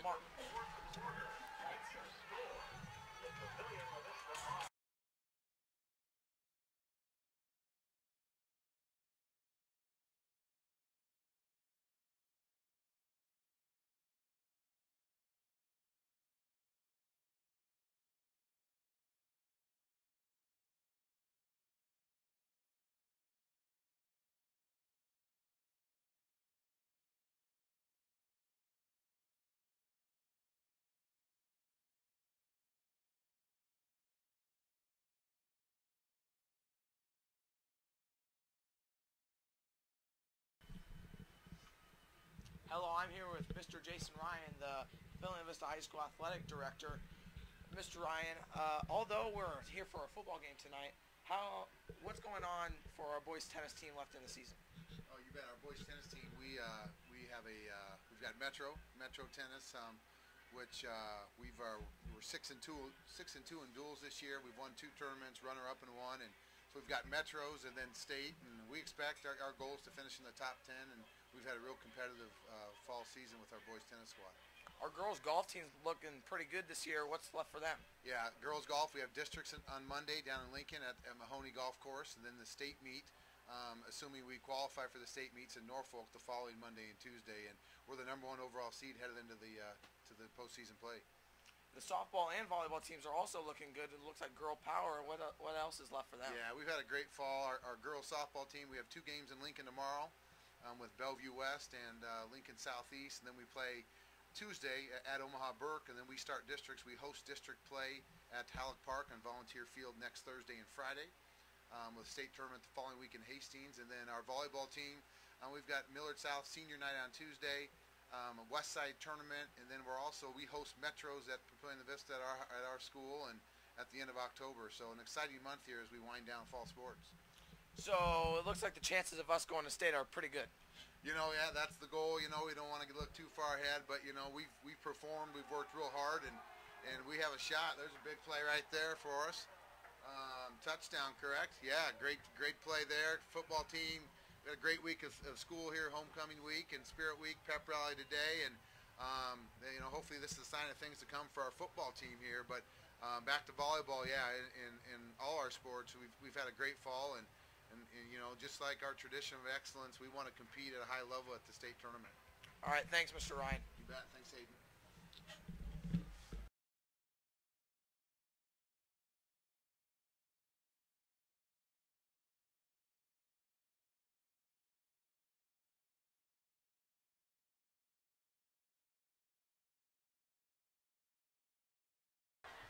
Monarchs did score a touchdown, and they will go for 2 here. And incomplete pass on the 2-point conversion. So that'll make the score 19-7, Monarch lead. The Monarchs have been playing real well tonight, and now they're up by 12 points. And this is showing some hope in this Monarch offense. The touchdown was scored on a Jack Kalina touchdown run.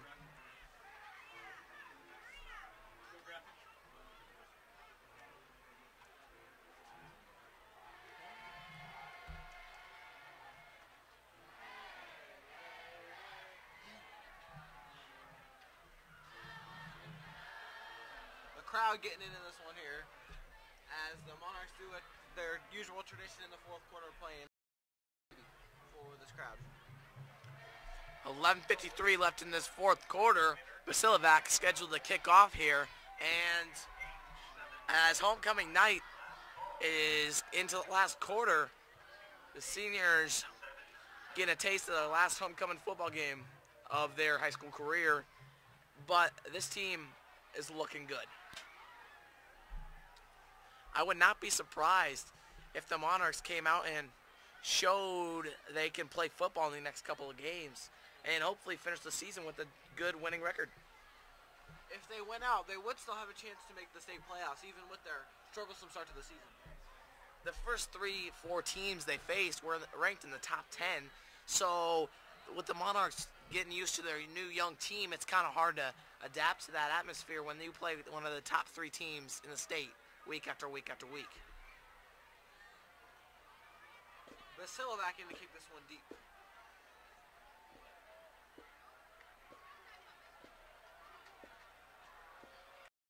One of the 3 kickers that the Monarchs use. He is usually their kickoff specialist.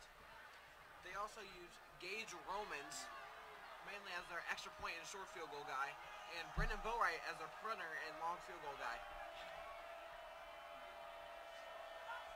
And there's the kick. Fielded at the 9-yard line. And stopped. Good hit that time by Burnham. They're going to take it out to the 25-yard line, and that's where Silverhawks are going to try to put together a drive and stay in this football game. And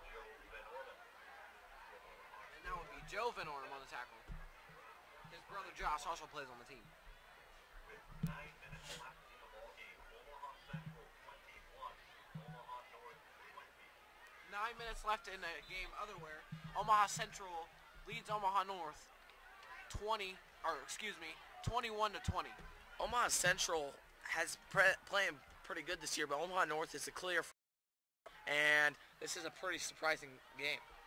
Toss play here, and run does not get very far, if that even got back to the line. And Alex Sovereign was on the toss. Tackle on the play by Kyle Emmerich. Kyle Emmerich makes the tackle. We've been saying his name a lot on the defensive end.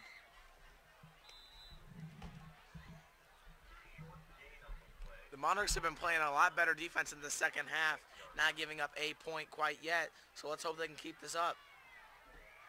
Let's knock on wood so I don't jinx them.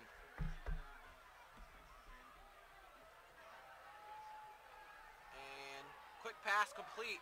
Sovereign with the catch, but he is lit up. Good tackle there by KJ Cotton. Alex Sovereign. Tackle on the play by KJ Cotton. It's going to be a 3rd down and about 7 here, and the Monarchs are going to need to stop and get the ball back. And let's see if the Gain of 3 on the play, making 3rd and 6 at the 29-yard line. and let's see if the Silverhawks will throw the ball here. They have not done much of that today, but 3rd and 7 here. They had it as 3rd and 29 at the 6.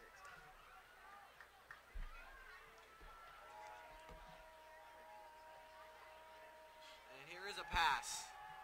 Looking short pass incomplete. And let's see if the Silverhawks will bring on the punting unit, and they will for the first time today. This punter looks pretty solid, and it looked like there's been a wind change. The flag is blowing the other way, so this could be interesting. The wind has really died down. It's much slower than it was here early in the game. But as the ball gets higher in the air, the wind gets stronger, so I think that wind effect is still there. Very good point. In the punt for the Silverhawks is number 22,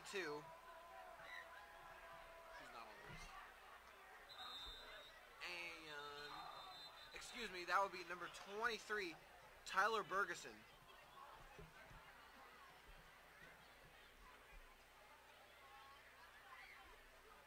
And there is whistles and confusion from the referees once again today. Flag back there. They talk it over.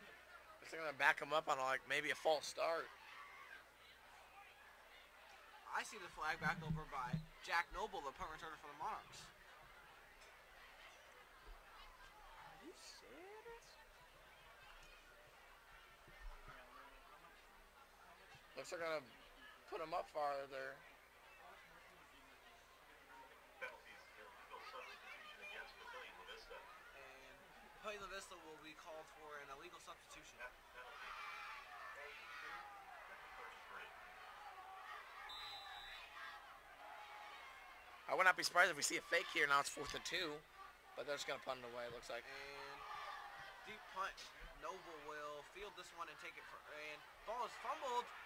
Noble just stays on it. He had a little bit of room to return that one if he holds on. That was too close for comfort as the Monarchs will take the bar over at their own 28-yard line, hopefully to get another drive going and put the pedal to the metal and not stop this going. Half price food at the concession stand. Treat your homecoming date to an early meal. Half price food in the concession stand.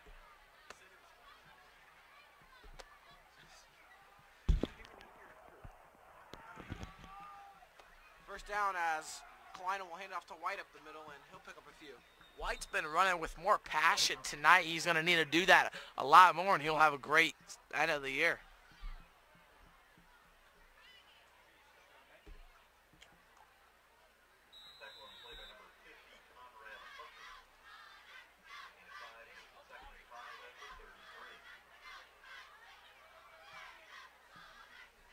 Second down. 5 yards to go. Kalina drops back and sits back there, scrambles away and completes this one to Kendall. Just kidding, he dropped it. JK. These receivers really have had trouble holding on to the ball here, as we've seen on punt returns and multiple drop passes and bobbled catches. I think that's one issue the Monarchs really need to fix. I think if the Monarchs could take advantage of the turnovers and put points up on the board on those, this game could have been a blowout. Third down and 5 here after the drop by Kendall.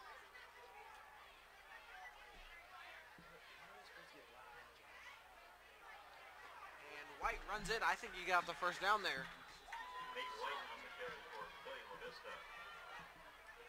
Tackle on the play by number 24, Phil. It's going to move the chains for the Monarchs. Good for a Monarch first down. First and 10, Papillion La-Vista. And the Monarchs will have the ball at their own 40-yard line. The Monarchs are just looking to milk down this clock and finish this game with a dub, but they'll be fine with another score along with that.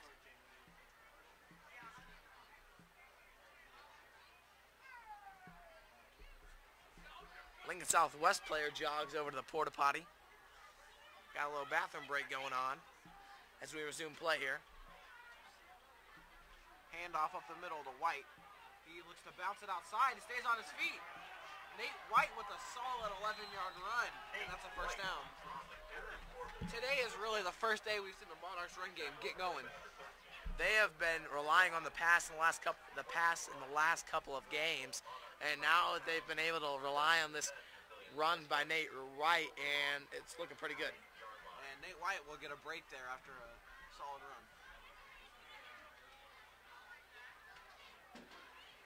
As Kyle Emmerich fires him up over on the sideline. Good senior leadership there. Con's at the bottom of the screen. Watch, he's got man coverage here. And another quarterback power for Kalina. He cuts back and gets back to the line of scrimmage. Jack Kalina on the keeper. Tackle on the play by Noah Lazaro. 2nd and 9 for the Monarchs. Ball at the Silverhawks 48-yard line.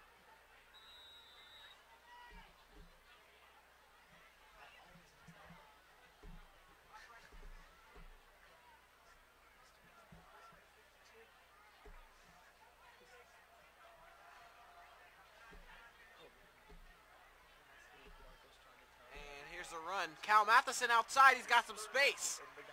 And he gets a block and picks up the first down. They're going to mix it up between Matheson and White here.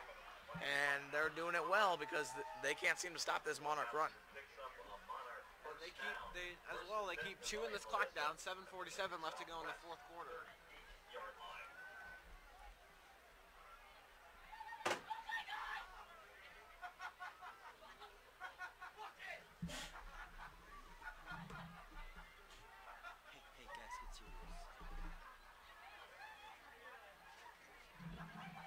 First down and 10 as Nate White will run up the middle for a little gain. It's going to be second down, and it looks like it will be no gain, so 10 yards. Ball at the Monarch 38-yard line. Clock strikes 7:10 left in this fourth quarter. No gain on the play. Second and 10 at the 38.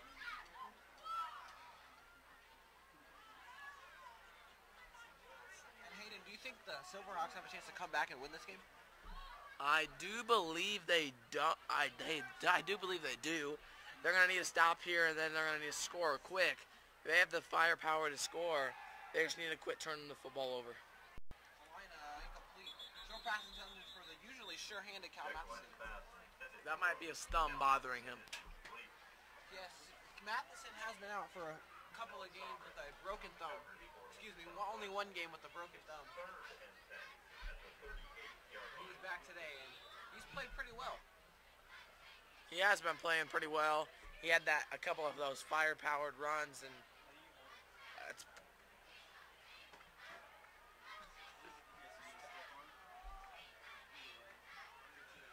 Third and 10. Carolina comes out 5 wide receivers. He yells out to his offensive line and runs a little sweep play to Cotton. And Cotton cannot find the edge, and that'll be fourth down at about 7 for Patrick. And the Monarchs look like they want a flag for a face mask on that time. looks like they're going to bring out Boatwright to bring the punt. Or they might, I don't know, they might have him kick the field goal. It looks like the punt. Yeah, Jack Klein is a holder. He's pretty stupid. Fourth down, 10 at the 38-yard line. Brendan Boatwright in the punt. Michael Mitchell needs to receive. There is no, the wind's blowing our way. And Boatwright will kick this one away. And that's a pretty good punt. Let's see how it bounces.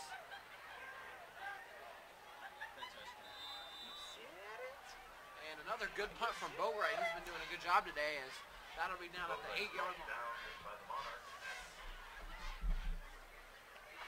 10-yard line. It's going to be down at the 10-yard line, 5:46 left in the fourth quarter. Let's see if the Monarchs can stop them on defense and maybe end this football game.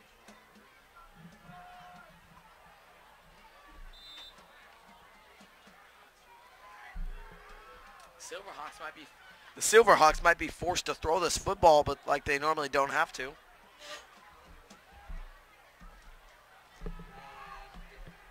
Pass, and he'll tuck it away, and Chase Goebel will not get much. Chase Goebel on the scramble. Tackle on the play by number 32, Michael Cargill.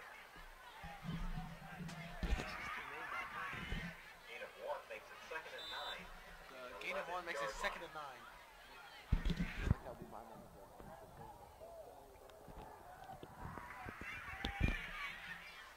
And here is the run. And again, not much. The Monarchs locked that one up nice. The Monarchs have been stopping that run really well tonight, as it's going to be 3rd and about 8 or 7. And now, decision time for the Silverhawks. Will they throw the football or will they run it? Gain of 3 on the play makes it 3rd and 6 at the 14-yard line. I formation for the Silverhawks. And play action. Goebel looks to keep, but a good tackle by Gabe Kendall. You got to believe that the Monarchs the Silverhawks are going to go for it here on 4th down, as it's about, the clock is about to strike midnight for Cinderella. 15-yard line.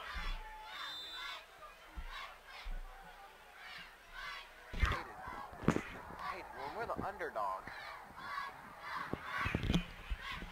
4th down and 5. This seems to be Goebel and the Silverhawks' last chance if they want to come back. But play will stop. And it'll be timeout for the Monarchs. Remember, though, the Silverhawks still have 3 timeouts remaining, so they could be called timeouts and stop this clock if they happen not to get this first down. It will be tough, though. The Monarchs' run game has been solid today, really for the first time all season.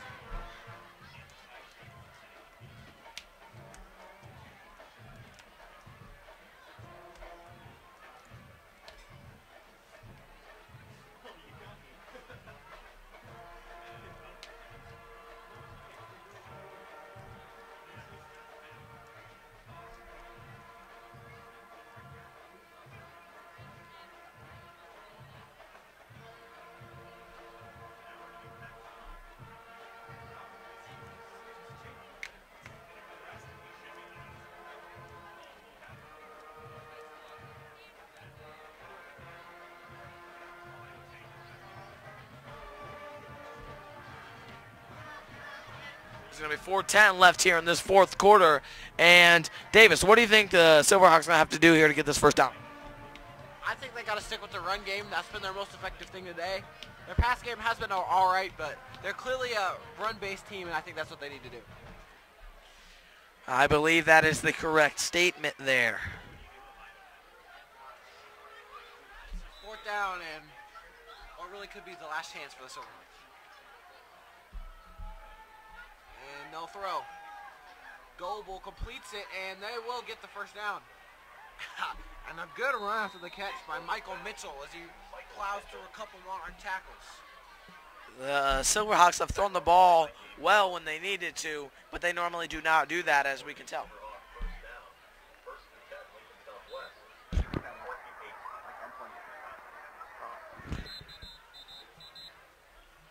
the referees will blow the whistle here, and let's see what they have.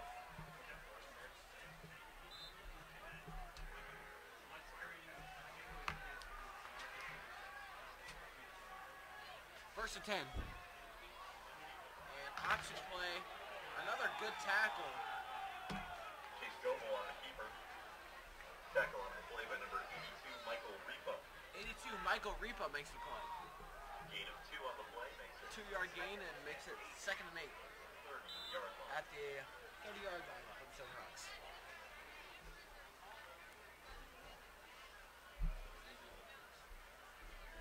Damo. Damo.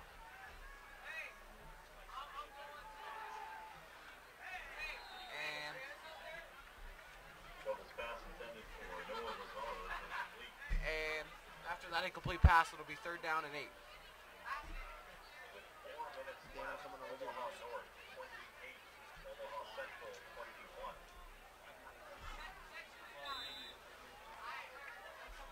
3rd down and 8.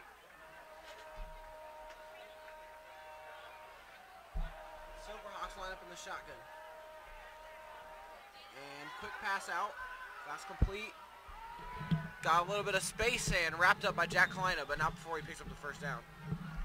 Goebel's pass complete. Tackle on the play by Jack Kalina. First down, Southwest. At the 45-yard line.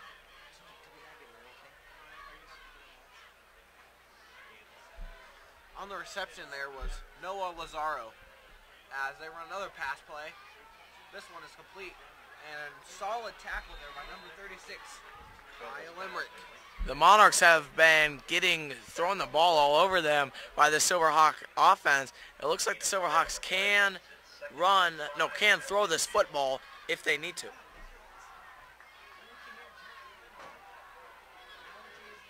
And here's an option play. Goebel's going to keep and pick up a few.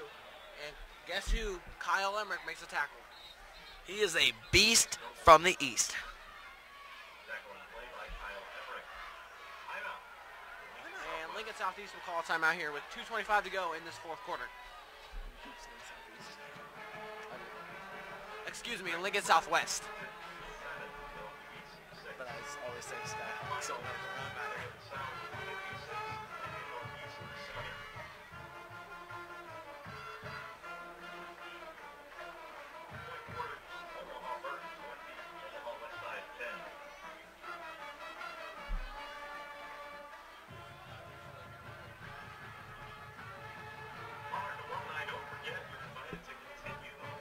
2:25 left in this fourth quarter. So the Monarchs are up by 12 points, hoping to get this stop and maybe end this football game.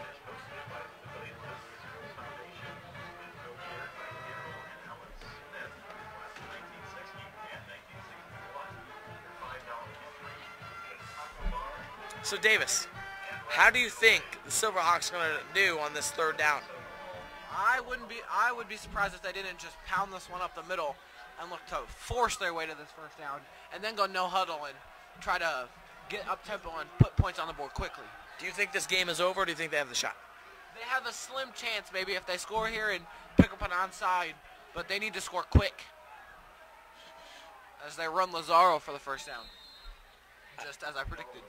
I think they're going to have to run no huddle, or else this could be over as the clock ticks down to 2:20 left in this game. As they do huddle quickly and close to the line and run up there.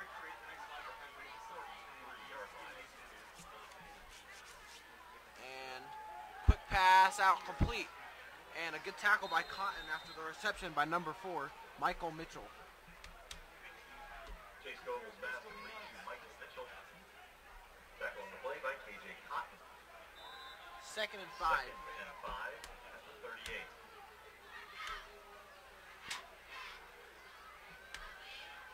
Toss to Lazaro. He cuts up the field and picks up about 4, and I think it'll be 3rd and 1. Hayden, what do the Monarchs need to do to get a stop and end this game? They're going to need to stop this run, but I think when they predict that the run's going to happen, Silverhawks are going to surprise them with a pass. This is a passing down here, so the Monarchs got to be ready for this pass. I would be shocked if they run this football.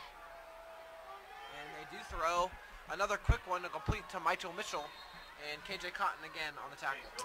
I think the luck is running out for the Silverhawks as they're down by 12 with 1:17 left, and this could be the end of the road.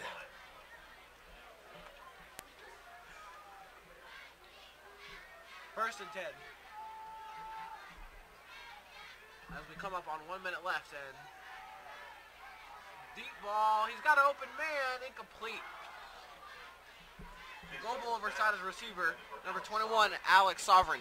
As there's 1 minute left in this football game, the Monarchs might win their second game of the year.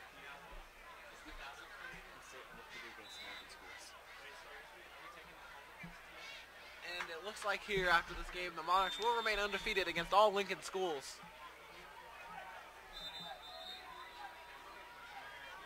And there's timeout called by Papillion La-Vista. Now, Let their guys get some water. we're going to shout it out to Mr. Scholl tweeting at us tonight. Thanks for watching, Mr. Scholl.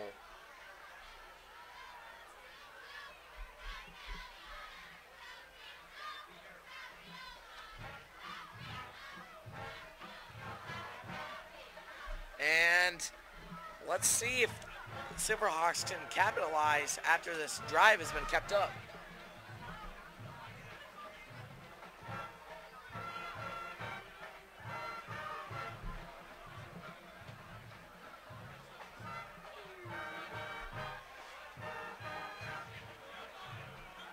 No, you're black.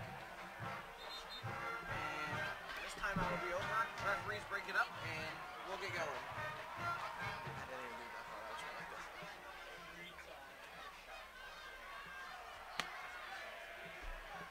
And 2nd and 10 for Papillion.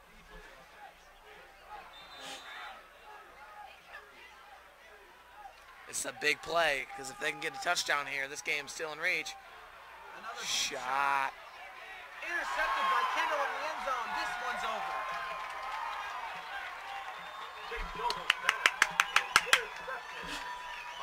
That is a big play by Gabe Kendall. The Monarchs have the ball at the 20-yard line. I'll be surprised if they do throw the ball. I'm guessing they're just going to run the ball, have Lincoln Southwest call a timeout, run it again, have them call their last timeout, and milk this clock out and win this football game. It's a great homecoming night here in Papillion, Nebraska. The visiting fans are definitely happy about this win. As it looks like this final will be 19-7 Papillion.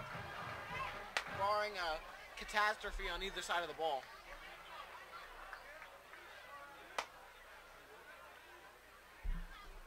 Klein is probably just going to give it to White and run it up the middle and have them call a timeout and milk this clock out. And White will basically fall down after he runs into his blocker number 65, Jackson Kirby.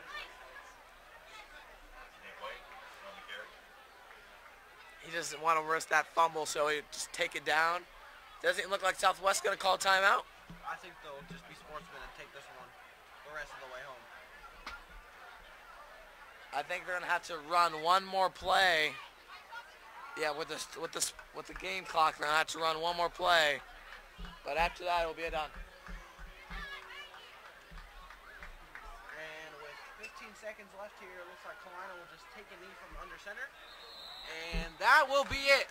Your final score, Papillion La-Vista Monarchs 19, the visiting Lincoln Southwest Silverhawks 7. And remember, everyone, as our fellow broadcaster Mark Mueller says, always catch the ball with your hands. We're out for tonight.